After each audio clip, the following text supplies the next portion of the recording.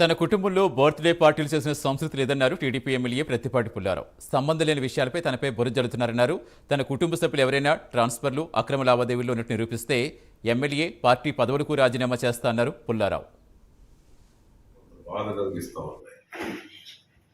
జరిగినటువంటి ఏదైతే కుటుంబ సభ్యుల మీద వార్తలు వచ్చినాయో ఆ రోజు యాదృచ్ఛికంగా జరిగినాయి తప్ప, ఆ రోజు ట్రాఫిక్ విషయాల మీద మాట్లాడదామని పోలీసులు రమ్మంటం జరిగింది. సిఐ కానీ ఎస్ఐ కానీ పట్టణంలో కానీ ట్రాఫిక్ విషయాలు మాట్లాడదామని రమ్మంటే యాదృచ్ఛికంగా ఈ మండల పార్టీ ప్రెసిడెంట్లు కేక్ తీసుకొస్తే వాళ్ళు అక్కడ నిలబడటం యాదృచ్ఛికమే తప్ప, అది కావాలని వాళ్ళు రావటమో లేకపోతే బహిరంగ ప్రదేశాల్లోనో కాదు.